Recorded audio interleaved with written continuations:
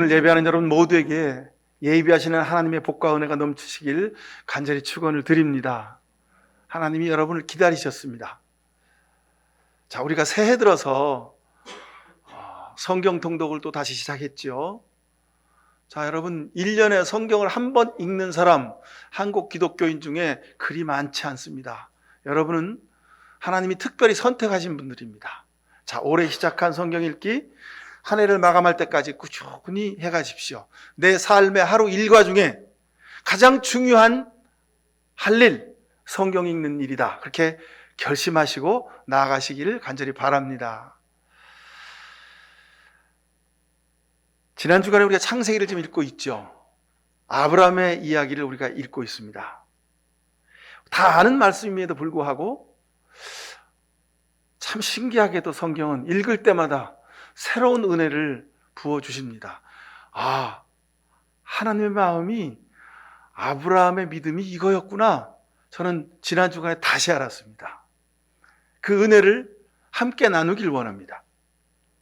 하나님이 아브라함을 선택하신 이유를 성경은 아주 이렇게 못 받고 있습니다. 창세기 18장 19절에 내가 아브라함을 선택한 것은 그가 자식들과 자손을 잘 가르쳐서 나에게 순종하게 하고 옳고 바른 일을 하도록 가르치라는 뜻에서 한 것이다.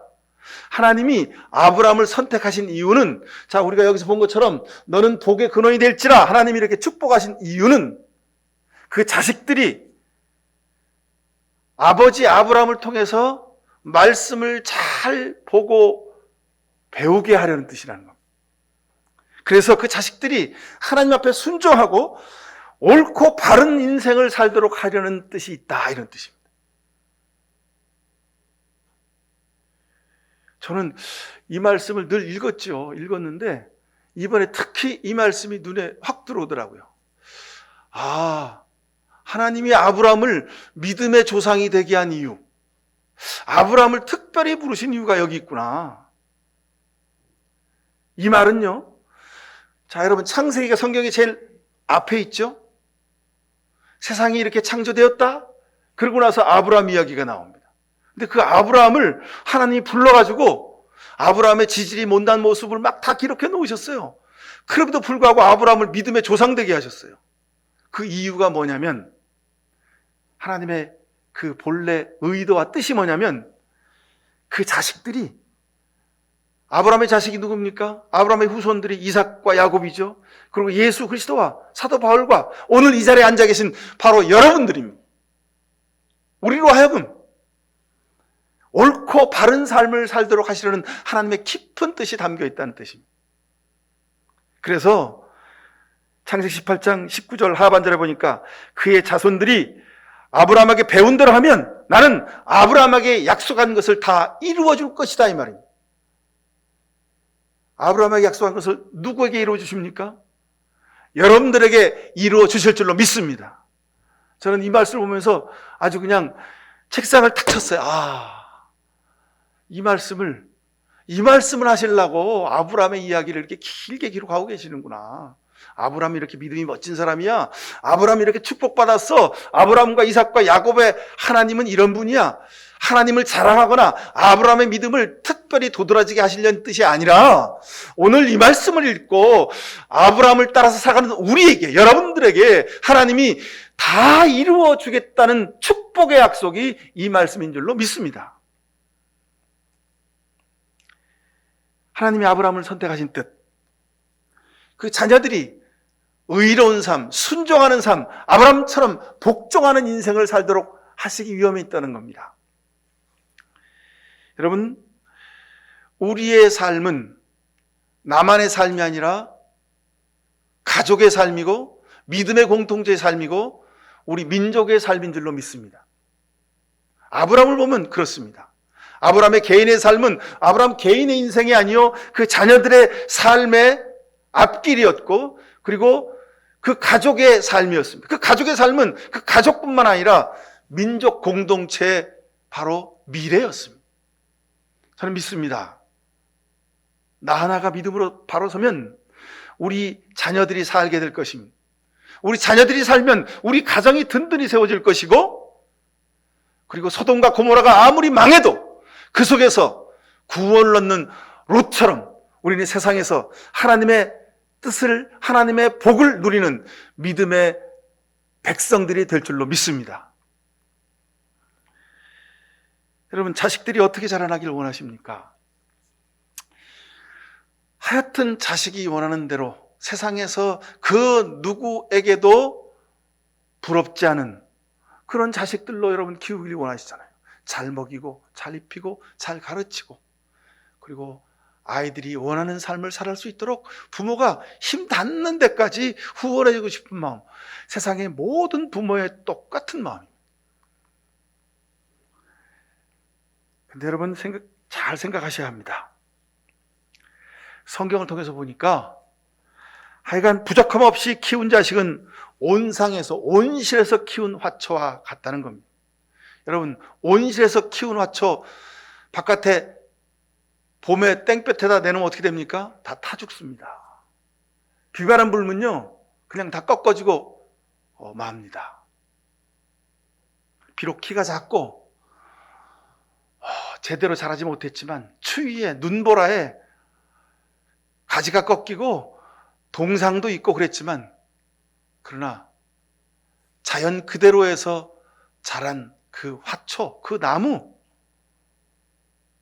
그들은 건강하게 자라갈 수가 있습니다. 부모의 마음은 그렇죠. 자식들이 다 해달라는 대로 다 해주고 싶죠. 근데 여러분, 해달라는 대로 다 해줄 수도 없지만 혹여 내가 좀 형편이 좋아서 자식이 해달라는 대로 다 해줄 수 있다고 하더라도 여러분, 절대 그러시면 안 됩니다. 자식을 망가뜨리는 부모가 되는 겁니다.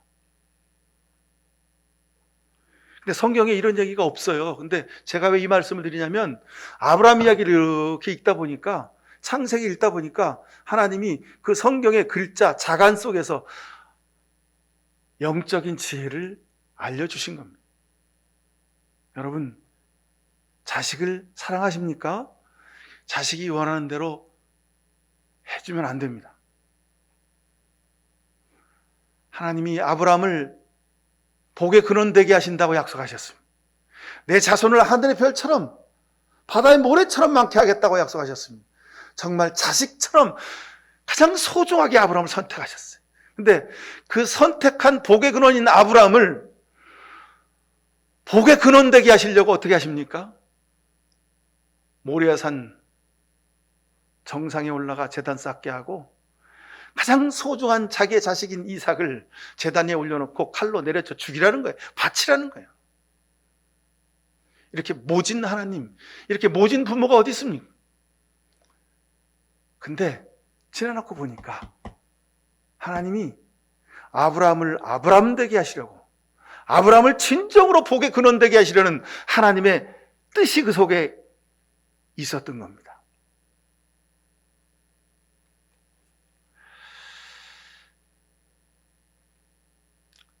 부모인 우리들은 많이 벌어서 많이 모아서 자식들에게 좀 넉넉하게 물려주면 좋겠다, 그런 생각을 많이 합니다. 근데 여러분, 그건 유산이 아닙니다. 세상에서는 그걸 유산이라 그러죠. 그래서 뭐 30%인가 40%인가 상속세 내면 법적으로, 합법적으로 유산을 물려주게 돼 있습니다. 근데 오늘 성경 18장, 아까 읽어드린 창세기 18장 19절에 보면, 그의 자손이 아브라함에게 배운 대로 하면 나는 아브라함에게 약속한 대로 다 이루어 주겠다. 이게 무슨 얘기입니까? 믿음의 유산, 영적인 유산, 진정한 유산은 하나님에게서 온다, 이 말입니다.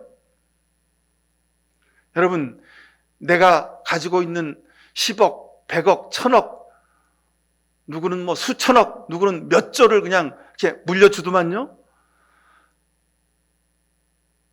여러분, 그것보다 더 소중한 유산이 있다는 것.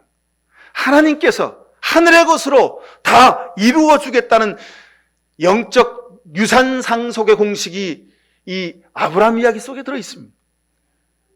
여러분, 댁에 가셔서 다시 한번 눈을 비비고 다시 한번 읽어보십시오.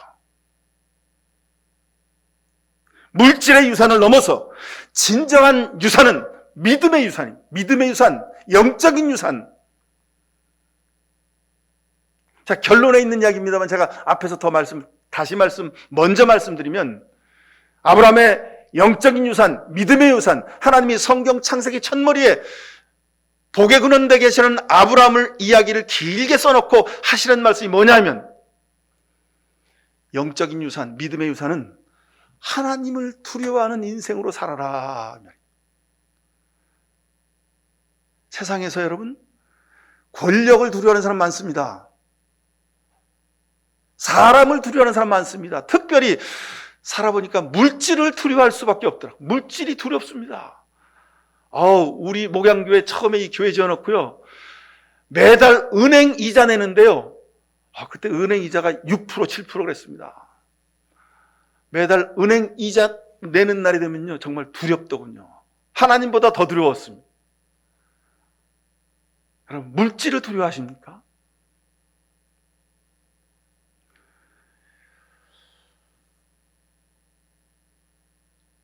믿음의 유산, 영적인 유산의 핵심은 바로 이겁니다. 하나님을 두려워하는 인생으로 살아라. 자, 여러분, 부모가 평생 동안 주님을 신뢰하고 말씀을 삶으로 살아내려고 수고하는 모습을 보고 자란 자식들, 그 자식들은 절대로 망하지 않습니다. 비록 통장에 잔고가 없어도, 비록 세상에 만난 것, 멋진 것, 멋있는 것을 물려줄 수 없어도, 또는 세계적 목회자의 부모의 삶을 살지 못하더라도 저는 하나님 앞에 감사를 드립니다. 자식의 눈에 부모의 뒷모습이 우리 부모님이 믿음으로 사시는구나, 그 모습을 보여줄 수 있으면 저는 그게 가장 위대한 유산이라고 믿습니다. 바로 아브라함이 그렇게 살았기 때문에 그렇습니다. 여러분, 자녀들에게 믿음의 유산, 영적인 유산을 물려주실 수 있기를 축원합니다. 살다 보면 우리도 사람이기에, 부모인 우리도 모자라고 연약하기에, 믿음이 정말 일천하기에 인간적인 모습이 왜 없겠습니까? 싸우기도 하고 믿음을 지켜내지도 못하고 말씀으로 살지도 못하고 인간적인 욕심을 부리고 살 때도 많이 있습니다. 그러나 최종적으로 자녀들이 우리 부모의 뒷모습을 볼 때 우리 아버지는, 우리 어머니는 믿음으로 사셨구나, 그런 고백을 할 수 있게 되기를 축원합니다. 아무리 내가 세상에서 물질의 복을 많이 받아서 수백억, 수천억을 물려준다 하더라도 여러분, 그 자식이 우리 아버지는 돈은 많이 버셨네, 유산을 많이 주니까 고맙지 뭐. 근데 여러분, 그 자식한테는요, 그 유산은 10,000원짜리든지 100,000원짜리든지 100만원짜리든지 1,000만원짜리든지 아무런 소용없습니다. 그 무슨 소용이 있습니까? 그 물질이 소중한 줄 모르는데요, 하나님을 두려워할 줄 모르는데요, 인생이 하나님 앞에 바로 서는 것임을 알지 못하는데 돈이 많이 있은들 무슨 소용이 있겠습니까? 그 인생을 더 빨리 망가지게 하는 지름길로 내모는 것, 그것밖에 되지 않습니다. 자녀를 사랑하십니까, 여러분? 오늘 아브라함 이야기를 보시면서 믿음의 유산, 영적인 유산을 많이 물려주기 위해 여러분 노력하시기 바랍니다. 자, 아브라함이 어떻게 노력을 했는지 한번 보실까요? 사도신경을 라틴어로 크레도 그럽니다. 크레도. I believe 그러죠. 사도신조, 우리는 어려운 말로 그렇게 써 있습니다. 내가 믿는다는 겁니다. 우리가 믿는 것은 이런 거라고 하는 고백이 사도신경입니다. 라틴어 크레도, 코르와 도의 합성입니다. 코르는 심장을 말해요. 코르, 심장. 코어란 말 여러분 아시죠? 우리 핵심, 심장을 말합니다. 도는 못 박는단 말입니다. 심장에 못이 박혔다는 건 무슨 얘기입니까? 절대로 잊을 수 없다는 겁니다. 그래서 크레도 그렇게 말합니다. 우리 믿음은 절대로 흔들릴 수 없는 겁니다. 우리 믿음의 가장 핵심이 뭐냐면 바로 이겁니다. 하나님을 두려워하는 사람. 그래서 아브라함을 믿음의 조상 그렇게 말합니다. 근데 우리는 아브라함을 믿음의 조상, 복의 근원, 아브라함이 모리아산에서 아들을 바쳤대. 그 사건을 여호와 이레라고 하는데 우리는 그냥 객관적인 지식으로 알고 있습니다. 여러분, 여호와 이레라는 말이 무슨든지 몰라도 좋습니다. 무슨 여호와 라파, 엘 샤다이, 하여간 성경에 구약에 있는 여러 가지 어려운 말들을 막 잘 알고 있다고 자랑합니다. 근데 여러분, 다 모르셔도 좋습니다. 이거 하나만 아시면 됩니다. 우리 믿음의 핵심은 아브라함처럼 사는 것이다. 아브라함이 어떻게 살았는가? 하나님을 두려워하며 살았다. 아브라함은 영적인 유산, 믿음의 유산을 자식에게 물려주려고 노력했던 사람이다. 여러분, 이게 우리 믿음의 시작이요 끝입니다. 이거 하나만 알면 됩니다, 여러분. 요즘 겨울에 2층 우리 카페에 그 화목난로를 뗍니다. 근데 화목난로를 떼면서 제 서재에 있는 신학생 때부터 봤던 서적들을 하여간 이제 한 권씩 갖다가 꺼내서 그 장작불한테 던져 넣습니다.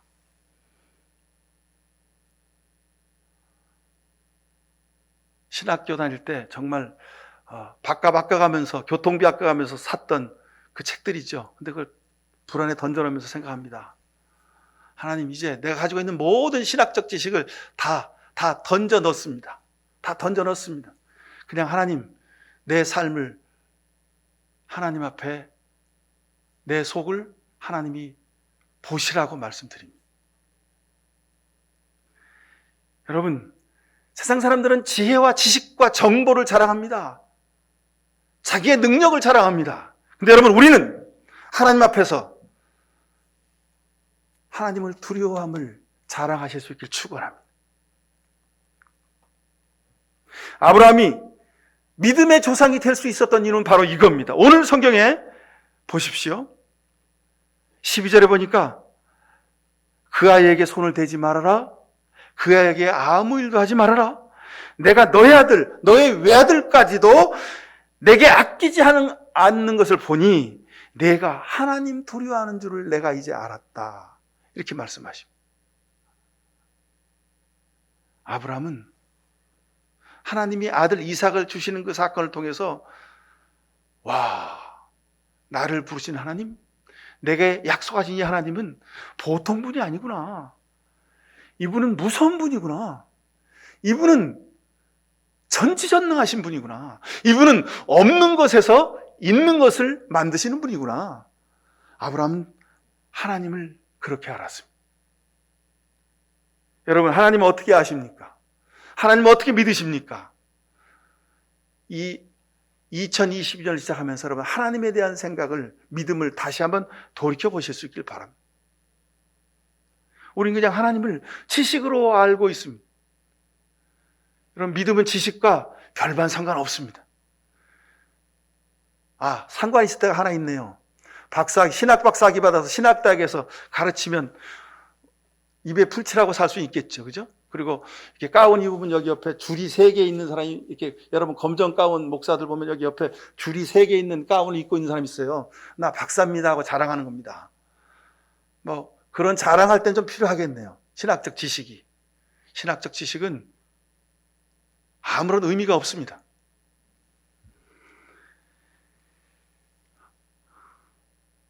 아브라함은 자기의 삶에서 하나님을 알았습니다. 하나님은 이런 분이구나. 하나님은 참으로 두려운 분이구나. 하나님은 참으로 무서운 분이구나. 약속하면 반드시 이루시는 분이구나를 알았습니다. 100살에 이삭을 아들로 주셨어요. 너무 기뻤지요. 너무 신났지요. 막 할렐루야였습니다. 근데 아브라함 그 마음속에 이게 있었습니다. 우리 하나님은, 내게 아들을 주신 하나님은 무서운 분이구나. 내가 까딱 잘못하면 내가 하나님 앞에서 나만 할 수가 없겠구나. 이걸 알았습니다. 여러분, 우리는 어떤 사람입니까? 가장 불쌍한 사람은 만족을 모르고 욕심만 부리는 사람이라고 합니다. 가장 불행한 사람은 불행한 것이 무엇인지 모르는 사람입니다. 가장 가난한 사람은 많이 가지고도 만족하지 못하는 사람이고, 가장 게으른 사람은 이 일을 뒤로 미루는 사람입니다. 가장 가치 없는 삶을 사는 사람은 늘 먹기 위해서 남이 나를 어떻게 생각할까를 생각하며 사는 사람입니다. 가장 무서운 사람은 자신의 단점을 잘 알고 있는 사람입니다. 가장 경계해야 될 사람은요, 두 마음을 품고 사는 사람입니다. 가장 간사한 사람은 타인을 필요할 때만 이용하는 사람입니다. 가장 나쁜 친구는 그 친구가 잘못하고 있음에도 불구하고 꾸짖지 않는 친구입니다. 가장 해로운 사람은 무조건 칭찬만 해주는 사람, 그 사람은 그 인생의 독이 되는 사람입니다. 가장 어리석은 사람은 잘못을 되풀이하는 사람이고, 가장 나약한 사람은 약자 위에 군림하는 사람입니다. 가장 어리석은 정치가는 물러날 때를 모르는 사람이고, 가장 파렴치한 사기꾼은 아는 사람을 속여먹는 사람들입니다. 가장 나쁜 사람은 나쁜 일인 줄 알면서 계속 나쁜 일을 하고 있는 사람입니다. 여러분, 우리는 어떤 사람입니까? 이 말 중에 나는 별로 해당하는 게 없는데 혹시 그런 마음이 드십니까? 이 사람 또한 교만한 사람입니다. 우리가 세상에서요, 이렇게 제멋대로 자기 마음대로 욕심부리고 적당히 보이는 것만 신경 쓰고 사는 이유가 있습니다. 왜요? 하나님을 모르기 때문에 그렇습니다. 하나님을 두려워하지 않기 때문에 그렇습니다. 왜 거짓말합니까? 왜 욕심부립니까? 왜 화내고 삽니까? 왜 남을 비난하고 삽니까? 하나님을 두려워할 줄 모르기 때문에 그렇습니다. 하나님을 알면 절대로 그럴 수가 없습니다. 중심을 보신다고 하셨는데요, 내 속마음을 다 꿰뚫어 보고 계신다고 하셨는데 어찌 우리가 내 마음대로 내 멋대로 살 수 있겠습니까? 아브라함은 이런 하나님을 알았던 겁니다. 비록 왕 앞에서 자기 목숨을 걱정해가지고 자기 마누라를 자기 누이라고 거짓말하잖아요. 이런 팔푼이가 어디 있어요? 자기 목숨이 당장 날아가더라도 내 마누라입니다. 왕이시여 왜 남의 유부녀를 자꾸 이상한 눈으로 쳐다봅니까? 아마 그렇게 얘기해야죠, 그죠? 자기 아내를 지켜야 될 거 아니에요. 근데 자기 살라고 제 누이인데요, 그런 거예요. 그럼 어떻게 됐어요? 최고의 권력자 왕이 자기 아내를 침실로 불러내는 거 아니에요? 그럼 어떻게 됩니까? 결과는 뻔하잖아요. 이런 팔푼이가 어디 있습니까? 이런 모자란 존재 아브라함이었지만 아브라함은 하나님이 누구신지를 알았습니다. 하나님이 손 하나 까딱하면 그냥 내 목숨은 날아가는 것인 줄 알았던 사람입니다. 여러분, 오래 살면서 기억하십시오. 하나님이 얼마나 두려운 존재인지를 여러분 기억하실 수 있길 바랍니다. 계시록 11장 18절에 주님의 종 예언자들과 성도들과 작은 사람이든 큰 사람이든 주님의 이름을 두려워하는 사람들에게 상을 주실 때가 왔다 그랬습니다. 하나님의 이름을, 하나님을 두려워하는 사람들에게 하나님께서 상을 주시겠다고 약속하셨습니다. 자, 창세기 오늘 우리가 읽은 본문 아브라함 이야기 첫부터 요한계시록 성경의 맨 마지막 장까지 하나님을 두려워하는 아브라함, 하나님을 두려워하는 사람들에게 상을 주겠다. 처음과 끝이 관통하고 있지 않습니까? 믿음은 바로 하나님을 두려워하는 것입니다. 하나님을 경외하는 것입니다. 하나님이 이렇게 위대한 분이구나. 하나님이 이렇게 놀라운 분이구나. 하나님이 이렇게 전능하신 분이구나. 이 하나님을 여러분 꼭 기억하고 사실 수 있길 축원합니다. 야고보서 4장 8절에 하나님께로 가까이 가십시오. 그러면 하나님께서 가까이 오실 것입니다. 죄인들이여 손을 깨끗이 하십시오. 두 마음을 품은 사람들이여 마음을 순결하게 하십시오. 그랬습니다. 이렇게 할 수 있는 비결, 하나님을 두려워하는 것에서부터 시작합니다. 이삭을 바쳐라. 이 말씀을 들은 후에 아브라함은 유구무원이었습니다. 인간적으로 하고픈 말이 얼마나 많았겠습니까? 그런데 성경에 보면 아브라함이 뭐라고 얘기했다는 얘기가 한마디도 없어요. 아들이 이삭이 아버지 숯불도 있고 장작도 있는데 재물이 왜 재물을 안 갖고 왔어요? 아들아, 하나님이 준비하실 거다. 이 말 딱 한마디만 하고 이삭을 제단 위에 올리고 이제 칼을 딱 잡아 들었습니다. 그냥 칼을 내려 꽂기만 하면 되는 겁니다. 이제 아브라함이 할 수 있는 것은 딱 한 컷밖에 없습니다. 마지막 한 장면만 딱 남았습니다.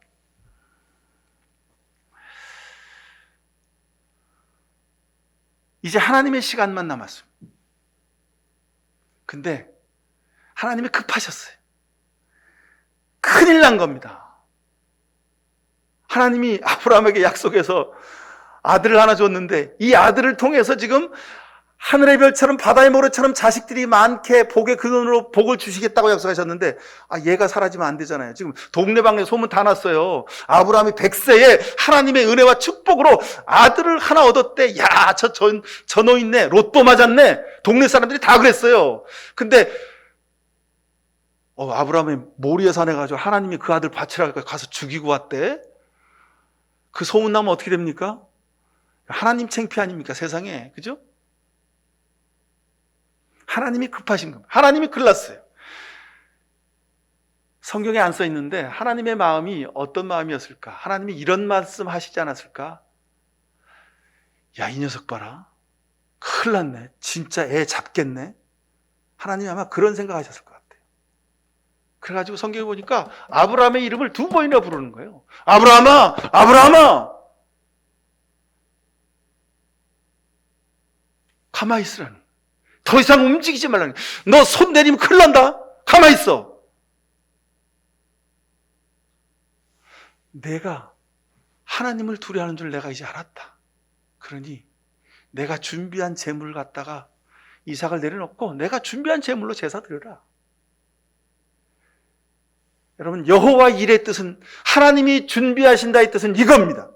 우리가 하나님 두려워하면, 하나님을 경외하면 하나님이 모든 것 허락하시는 줄로 믿습니다.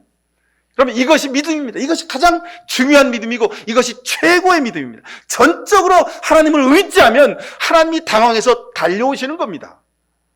아브라함은 자기 아내도 지킬 줄 모르고 그런 팔푼이로 살았던 부족한 존재였습니다. 그러나 아브라함은 하나님이 두려운 존재이심을 알았고 그래서 하나님 말씀 앞에 전적으로 복종했습니다.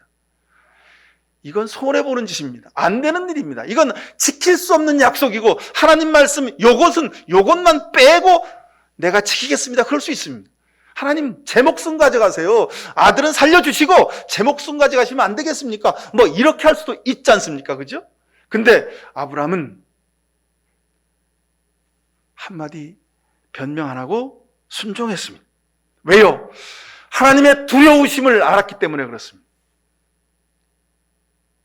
사랑하는 성도 여러분, 아브라함의 믿음이 이겁니다. 그 마음속에 하나님을 진심으로 두려워하는 마음을 가지고 있었습니다. 아브라함아, 내가 이제 알았다. 내가 네 마음을 알았다. 2020년 사시면서, 올 한해 사시면서 여러분, 하나님이 여러분의 마음을 알아주실 수 있기를 축원합니다.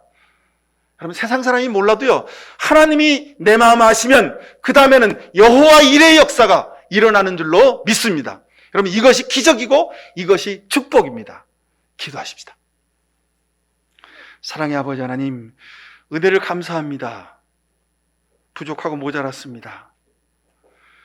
입으로는 주여 주여 하며 살았지만 믿음이라고 할 게 없었습니다. 그러나 이제 오늘 아브라함의 삶을 보면서 아브라함처럼 진실로 하나님을 두려워하며 살겠습니다. 내 건강도 물질도 가정도 내 기업도 내 회사도 이 나라 민족의 역사도 하나님의 손에 달려있음을 믿습니다. 우리 중심을 보시는 하나님, 내 속에 더러운 것이 있거든 다 불태워주시고 두 마음이 있거든 아버지 한 가지의 마음을 잘라주시고 그래서 오직 하나님 앞에 두려워하는 마음으로 아브라함처럼 순종하며 복종하며 살게 하옵소서. 주님께 모든 것을 맡겨드리오니 하나님께서 이제 역사하여 주옵소서. 하나님이 일해 주시옵소서. 예수 그리스도 이름으로 기도하옵나이다. 아멘. 세상에 겁먹거나 세상을 두려워하지 아니하고 오직 예수 그리스도의 십자가를 바라보며 하나님을 두려워하며 경외하며 살겠습니다. 이런 귀한 믿음의 결단을 하는 이 시간 머리 숙인 주의 백성들과 저들의 사랑하는 자녀들, 가정, 땀을 일하는 일터, 그리고 이 나라의 민족의 역사 위에 하나님 아버지의 끝까지 약속을 지키시는 그 놀라우신 은혜와 생명까지 다 바쳐 우리를 사랑하신 예수 그리스도의 십자가의 귀하신 사랑하심과 늘 우리 곁에서 하나님을 두려워하는 사람들에게 하늘의 복과 은혜를 가득가득 채워주시는 성령의 복 내려주심이 이 시간 머리신 모든 죄 백성들 머리 위에 지금부터 영원히 함께 해주시옵기만을 간절히 축원하옵나이다. 아멘.